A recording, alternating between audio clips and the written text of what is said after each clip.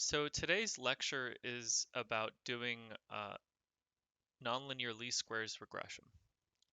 So in Unit 12, Lecture 1, we saw how to do regression in one dimension and n dimensions, but that was assuming that there was a linear relationship between the independent and dependent variables. So in general, that linear assumption works pretty well for even nonlinear cases. So we saw like if we had a polynomial, we could quote linearize it. And in fact, most of the time, most problems you come across, you can almost always use ordinary least squares or n-dimensional least squares either by linearizing it. So you'll see a lot of examples like, for example, we've seen a lot of examples for COVID-19 where people will plot like case statistics and case statistics grow logarithmically.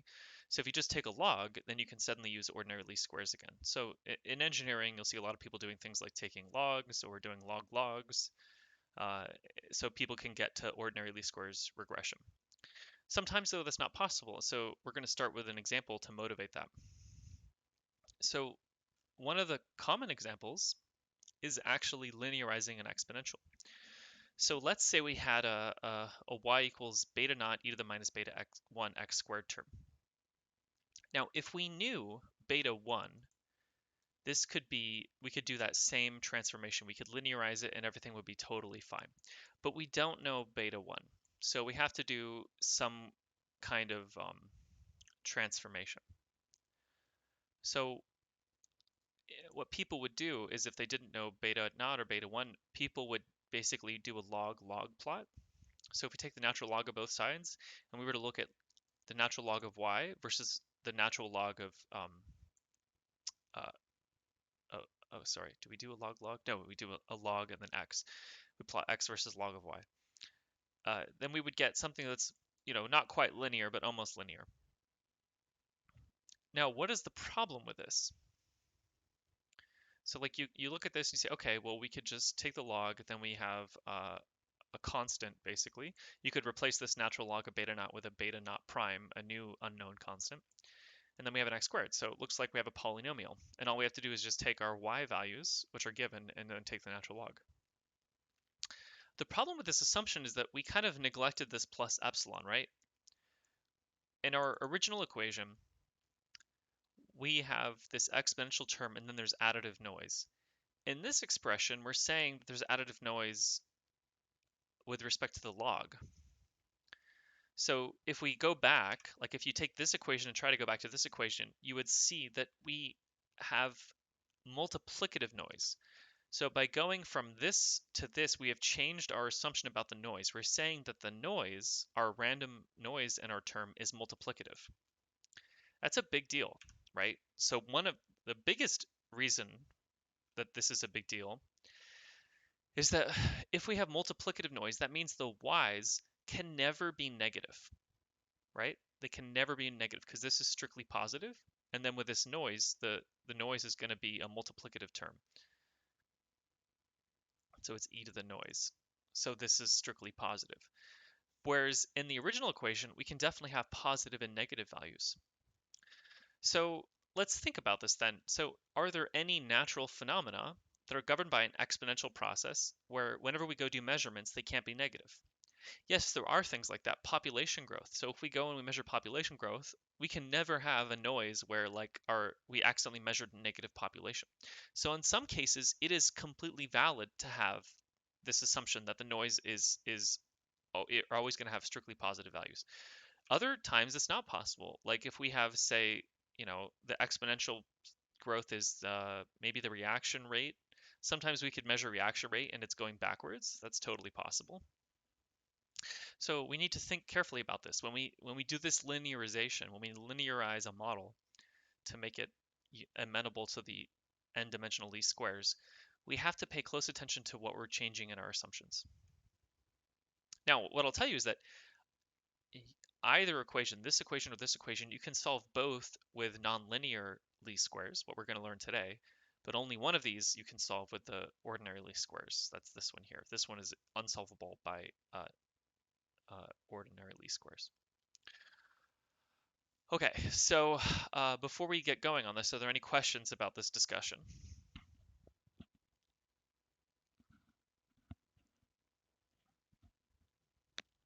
Okay, so let's take a look at an example. So let's see an example of this assumption that we made. So here I am making some data. This is just me making the data, and I'm plotting here the exact solution. So basically, I know what the governing parameters are, but then I added some noise. So these are examples of me collecting data, and you can imagine this data. This data looks very reasonable, right? We have an exponential decay, and notice that we have some values which are basically negative here, right? So you could be measuring this with some sensor, and sometimes the sensor gives you negative values, right? Or maybe it's not a sensor, maybe you took measurements and you go and you do a calculation, you get negative values. So let's look at the normal solution. So this is how we would solve this with n-dimensional ordinary least squares. So we make our X matrix. So like I said, as we saw before, the first column will be ones. The second column, I used negative x squared. You could use positive x squared, but take a look at the math here. Why do I use negative x squared? It's because I had assumed an e to the minus x squared, so I keep that minus sign here. If I didn't put minus x squared, if I just had x squared, then I just would need to put a minus on my beta 1. Okay, so I have my X matrix. Now I have to do something about those negative values because I can't take the natural log of these values, right? So I have to plot log of y, right? So in my equation here, I have the log of y. Some of these y values are negative. So what I decided to do was to replace any negative value with 0.000001. So I replaced any negative value with a very small value. You could also just remove data. You could also just remove any negative value from your data set. Either one is possible. Okay, so that's this. So I take the natural log of y and I make my X matrix. And then here is my um, least squares regression in n dimensions. I just use the Lagrange least squares method. So I pass them my X matrix and my log of y. Uh, I have to do a transformation. Remember that my ones dimension is the log of beta naught, so I need to undo that log. So I did a e to the value that I got for beta naught, and then my beta 1 is directly what I got from the result. So that second thing, why do I have to take this exponential? I'll just show you back in the math here. That's because this term is log of beta naught, so I fit log of beta naught. So to get beta naught, I have to do e to that. Okay. So then the real values were 2 and 0.1. Beta naught is 2 in the data I generated, and 0.1 was beta 1. And I get out 0.68 for beta naught, and I get 0.078 for beta 1. It's a pretty poor fit. And if we plot it, here is the solution we get. So here is me plotting it. Now, why does it look so bad? It's because when we take the log, these values less than 1 become very large, so they have more weight. They're like heavier. These values here, they're higher, so they seem to have less weight. So what happens is the magnitude of them. So what happens when we do the linearized solution is that each point is no longer weighted equally. That's because we're taking the log of the points, so some of the points get big, some of them get small, and so suddenly some of the data matters more. And in fact, these negative values weighed up really heavily on the data set because they were such a big magnitude, because I replaced them with a very small number. So I think a better solution maybe would be to remove these data, but again, you're still going to get a poor fit because you remove data. So the linearized solution for this data is not great. Are there any questions so far?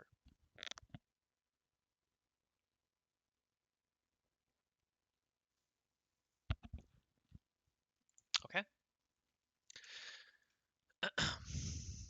So we could do, like I plotted it, you could do other things, like you could see if the residuals are normally distributed. In fact, they're not normally distributed. So we can use the Shapiro-Wilk test. Should be WILK. Let me go and fix that.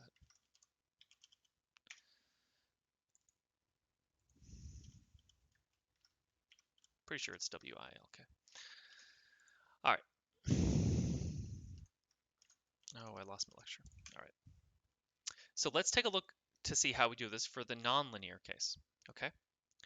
So to do nonlinear regression, we're going to use minimization. We're going to write out explicitly what our sum of squared residuals are, and we're going to directly minimize it. So if you remember in lecture 1, the derivation for the ordinary least squares was basically we showed with calculus what is the analytical solution for the betas that minimizes this expression. Now, when we go to problems like this problem here, where instead of our y-hats being like x times beta plus alpha, if our y-hats are coming from some nonlinear equation, then to minimize this, we could use calculus. Although this expression, I don't think, yeah, we could take the derivative and set it equal to 0, but that's not always easy, right? Like that requires you to do some work by hand. One thing we can do instead is we can just use our minimization techniques to minimize this equation directly. Okay, so let's take a look about how to do that. So what we have to do is we need to basically turn this expression, this sum of squared residuals, into a function which we can minimize using our minimization method from SciPy. And that means we need to make this take in one argument and give out one value. So as written, this gives one value, the sum of the squared residuals, which is just a scalar. But notice that we have to put in our y's and our beta 1 and our beta naught. So right now it takes 3 arguments. So we need to modify this so it just takes in one argument and gives out one output. So I'm going to do this using a sort of a special way we can call minimize. So let's take a look. So here I am creating my SSR function. So my SSR function takes in the beta, which is going to be, so right now this function is not appropriate. It takes in 3 arguments, but we'll deal with that in a minute. Right now it takes in beta. So that's going to be my current guess for the beta naught and beta 1. Then it takes in x and y. So just for convenience, I pass in beta, which contains each of the betas. So I extract out beta naught, beta 1. Then here's my expression, our model equation. So we're saying that the estimated y's are beta naught times e to the minus beta 1 times x squared. So that was our model equation. Then what I do is compute the sum of the squared residuals. So I compute the residuals, then I square them, and then I sum them. So then the goal will be to find the betas that minimize this expression. So then I use SciPy to optimize.minimize, and I pass in my objective function, and I give starting values for my beta naught and beta 1. So I start them at 1 and 1. Now, this function still takes in 3 arguments. So what I'm going to do is I can actually pass this special keyword here, args, which tells the minimize function to pass in for the remaining arguments x and y. So that means that it will now take in x and y as extra arguments. Now, I could just, like, x and y have been defined above. I could omit this. I could remove that and remove this because x and y have already been defined. The reason for doing this is just because maybe I want to do this again with different x's and y's, or maybe I just want to show you guys how to do this. But you could just only take in one argument and then assume that the x and y variables were defined above. So then let's take a look at the result. So remember that the true values were 2 and 1, and we get 2 and 0.09. So we get a much better result from using the minimize. And if we plot our solution, here's the nonlinear least squared solution in red, and then we see our linearized solution from before in green. So it makes a big difference to use nonlinear least squares in problems that require it. So we see very good result from there. So are there any questions on how to do nonlinear least squares regression so far? So, like, the main reason we eliminated like some of the data points because they're gonna give us like distance, which is like negative, and we can't log in like negative value inside the natural log or something, right? That's right. So, can we just take the absolute value instead of eliminating them? Well, if we took the absolute value, that would mean that this point here would then be up here, right? You would Hmm. basically flip all the points above the x-axis. Yeah. So we can't just take the absolute. We could just remove them. Okay. So we have a question in chat. Sorry, Kareem, does that answer your question? Yeah, it does. It does. Thank Okay. you. So then we have a question in chat. It says, aren't beta naught and beta 1 defined inside the function? So how can we use them in this plot here? So if we go back to here, I set beta opt here to be the output from the optimization, so that when I plot here, that's where that's coming from. But does that answer your question, Alex? The one above it. Oh, these? Where did this come from, the linearized least squared? I had defined that. So Alex is asking me where that variable came from. That variable was defined all the way up here, right here. So these are this beta 1 or beta 0 and beta 1 were defined. I had done them in the previous example. So Alex was just wondering where some of those variables came from in the plot. Okay, so that's actually it for nonlinear least squares regression. All we do is set up our sum of squared residuals, and then we just minimize them. Now, there's a lot of cool consequences of that. One of them is that we can use constraints. So for ordinary least squares regression, we can't have any constraints on beta naught and beta 1. Like, maybe I want beta naught to be positive, regardless of how much it makes the fit improve or not. Or maybe I want beta 1 to be higher in magnitude than beta naught. These are just, you could just choose these constraints on them. You can also bound them. Like, I want to make sure beta naught is between -1 and 1. So what's really nice about this is you can do all of the same constraints and bounds that we had before during optimization. Okay, before we go into the error analysis, are there any other questions on how to perform nonlinear least squares regression?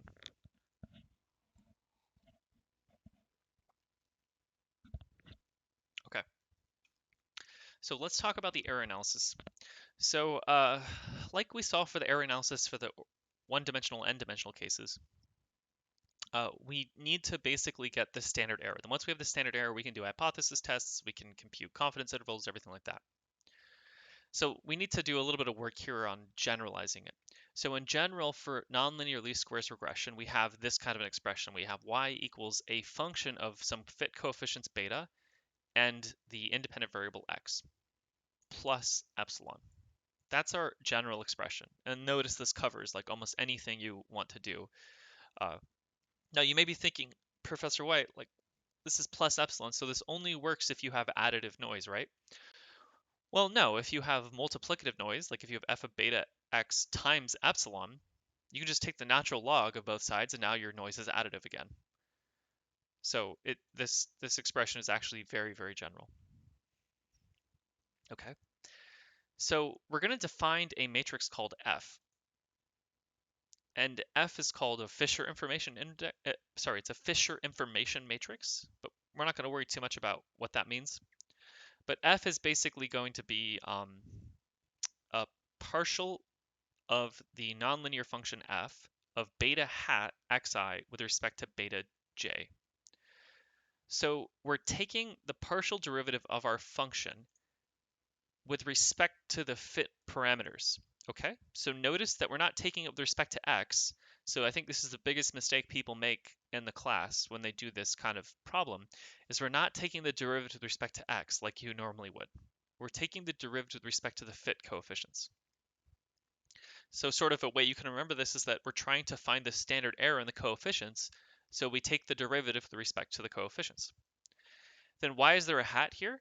Because we're going to evaluate this expression. We're going to evaluate this expression with the fit coefficients and at the x sub I. So we want a value. We don't want an equation, we want an actual numerical value. So we have to plug in beta hat to get a real value. So we put in our best guess for the coefficients, our best fit for the coefficients in, and then we also put in the xi. Now notice this is a matrix. So what are the I and j? J, the columns, are which fit coefficient we're taking the derivative of. And then I, our rows, are which x value we're evaluating them at. So if you're fitting three coefficients, if you have beta 0, beta 1, beta 2, then you have three columns, a beta 0 partial derivative, a beta 1 partial derivative, and a beta 2 partial derivative. And if you have 10 data points, you have 10 rows. Okay, so this should come out to be a bunch of numbers in a square matrix. Sorry, not a square matrix, in a matrix. Once you have F, then to compute the standard error of your coefficients, you just take FTF, then take the matrix inverse, then multiply by the standard error of the residuals, and this expression here is the same as before. It's that 1 over n minus d times the sum of the squared residuals. Okay. So let's take a look at an example. Oh, I have a little bit of a derivation. Yeah, we'll just quickly go through the derivation of where this f comes from. Just a real quick sketch. We're not going to go into too much detail. So let's take a look at this FTF term. So that over here, we have here this like FTF inverse. So what does FTF do? If you look at it, it's going to be giving you this product. It's the product of the partials with respect to I and then j. So you have a bunch of, this FTF is giving you a bunch of these products here of I with j. And if you kind of view this using, if you guys know like dy dx is approximately equal to delta y over delta x. So this expression is approximately equal to a small change in beta 1. How does a small change in f happen? And then if you have a small change in beta j, how does that affect f of beta I, the expression? So you can see that basically if you look at only the diagonal, it's essentially kind of like a small change in beta I squared. And how does that change the function? And the function here, it turns out that that expression here, this delta f, that is the same thing as a change in the residuals because this y is a constant. So if you change f of beta hat x, that also changes the residuals, right? So because y is a constant, changing f changes the residuals. So this numerator was like how the residuals change.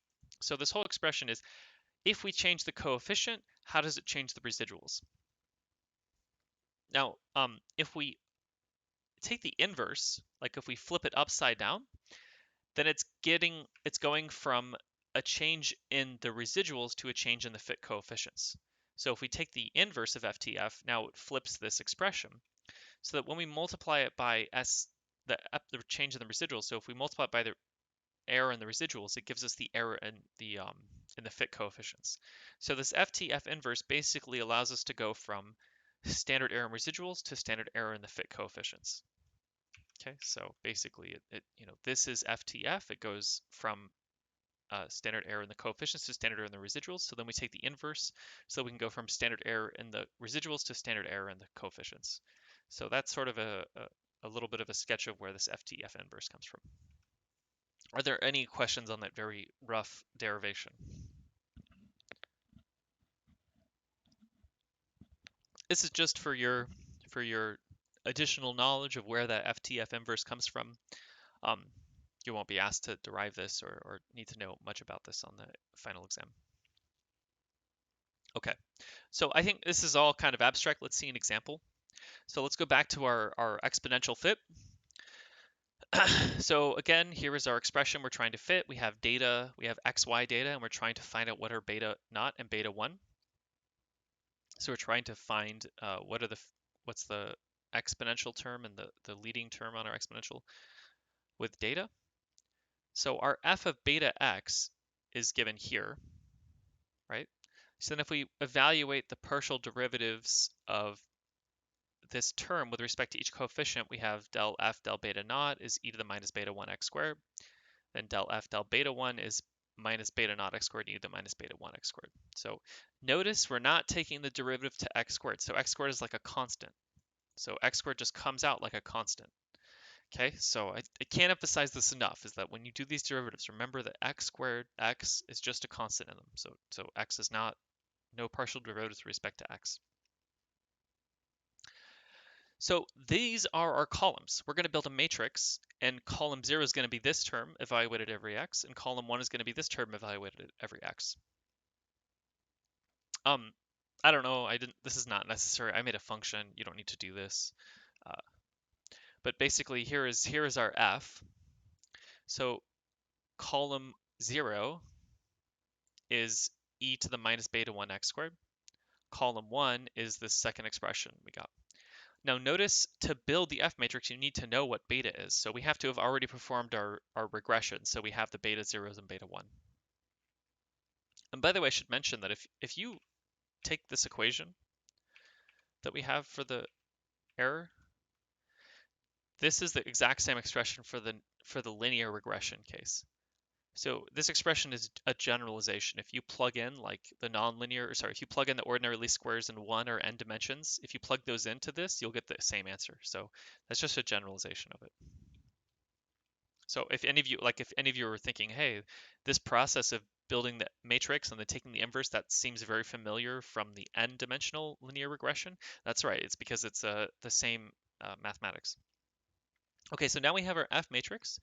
We have the first partial is column 0 and the second partial is column 2. Now then, to compute the standard error, we have to get the residuals. So here I am getting the residuals.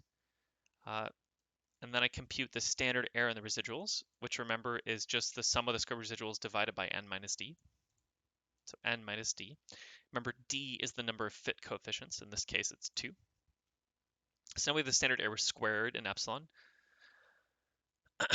Then we get our F matrix, then we compute the inverse of FTF, then multiply it by the standard error in epsilon to get the standard error in beta. And notice everything is squared here. I put the S2 to remind myself that these are all standard errors squared, so I need to actually take the square root. And just like for the n-dimensional case, we get a matrix out, and it's only the diagonal terms that we care about. So this is the standard error in the beta 0, this is the standard error in beta 1. Okay. Then in this example, instead of doing hypothesis tests, I just did confidence intervals. So I get out my t-value for a 97.5%. So this is a 95% confidence interval. And then I compute the widths of the confidence intervals using my standard error matrix for the fit coefficients. So here's my standard error in beta 0. I multiply by t to get the confidence interval. Here's my standard error in beta 1. I multiply by t to get the confidence interval. So the answer is beta naught is 2.07 plus or minus 0.22 with 95% confidence, and beta 1 is 0.091 plus or minus 0.024 with 95% confidence. Okay, so that is a complete example of computing standard errors and doing uncertainty analysis for nonlinear least squares regression. Are there any questions?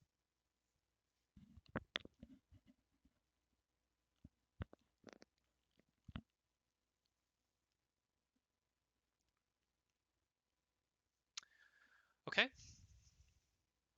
So you could go on and do hypothesis tests. You could do anything you want.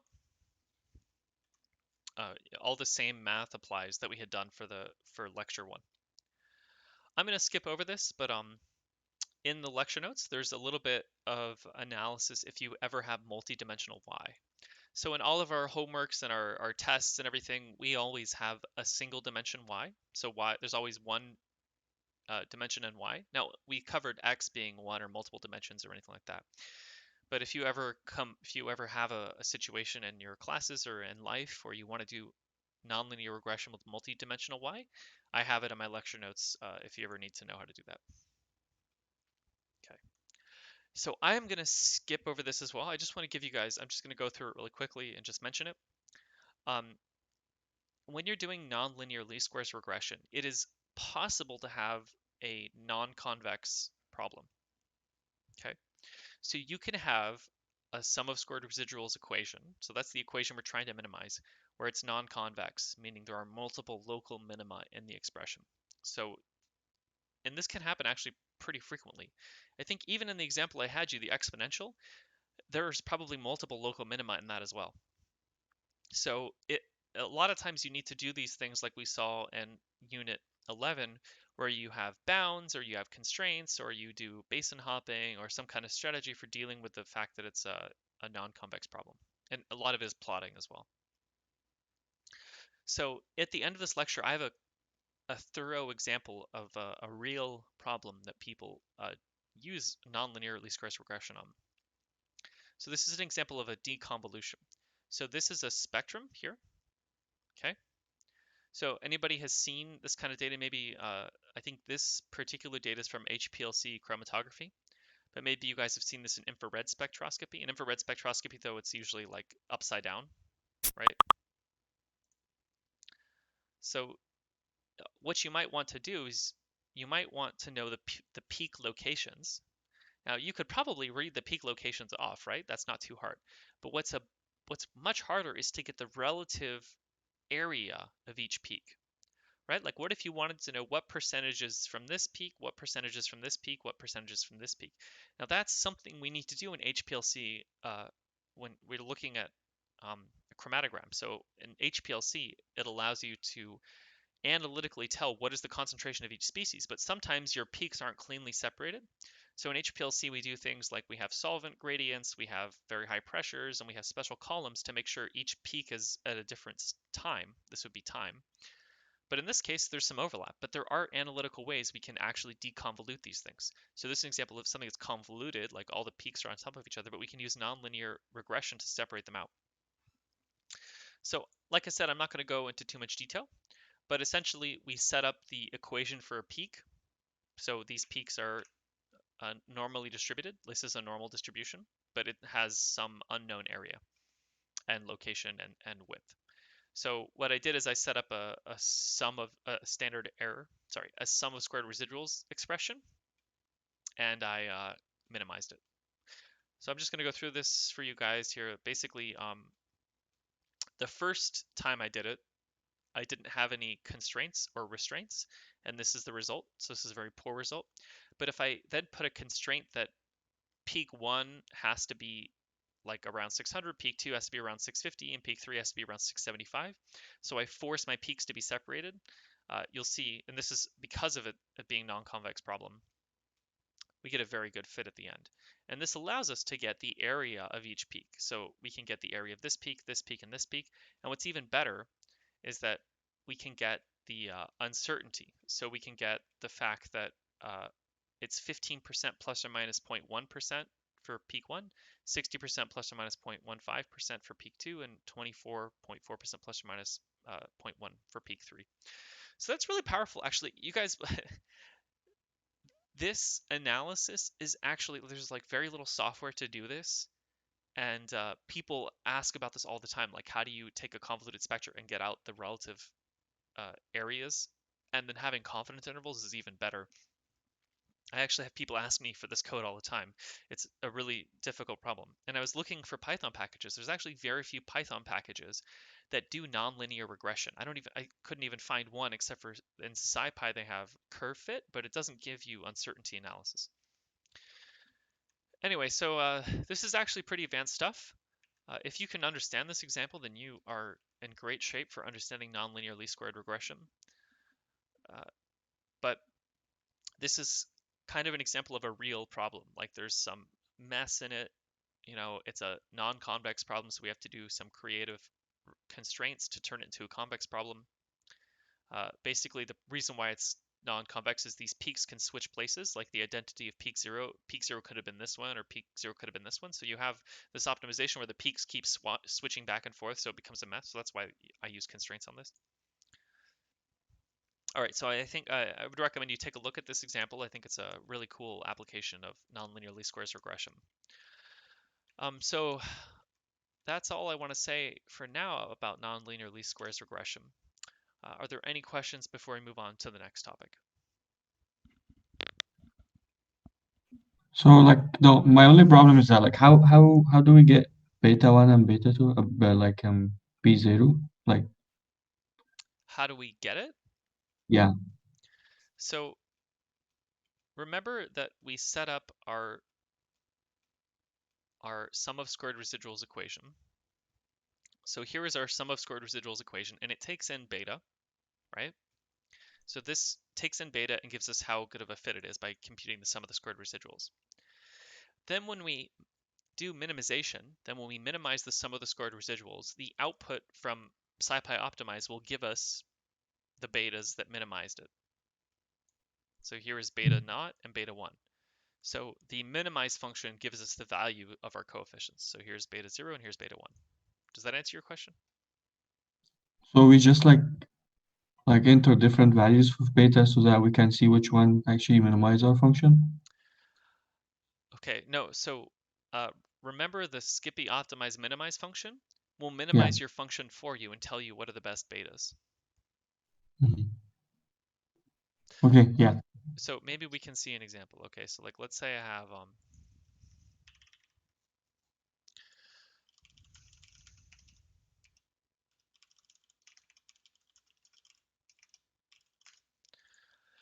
So if you ever have a function, okay, that takes an argument like beta, I'm just gonna, this is not an actual, this is just an example, okay? So ignore the body of this function.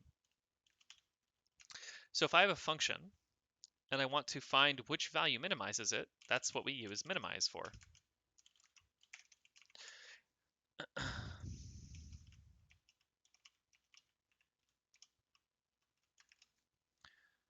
So I can start at a different value.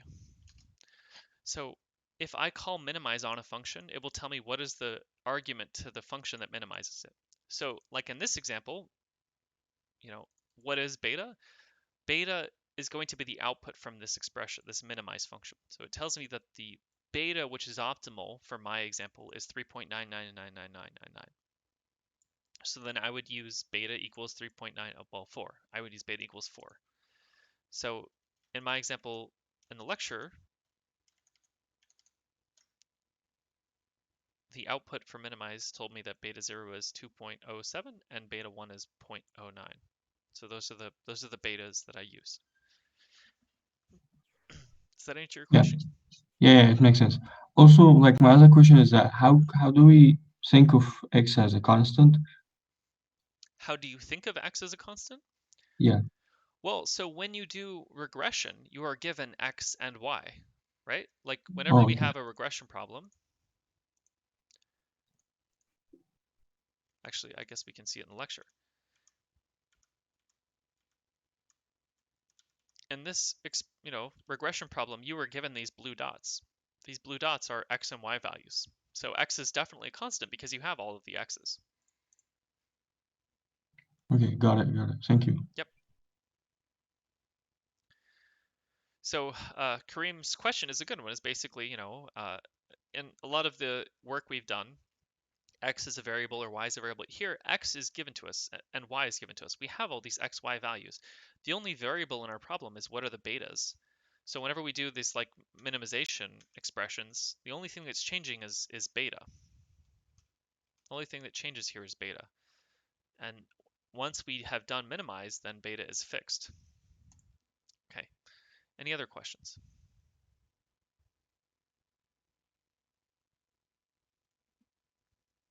Okay. I'm going to go ahead and we're going to go ahead and take a few minute break, and then we're going to take a look at uh, lecture 3 and 4 briefly for unit 12. So I'll be back in about 3 or 4 minutes.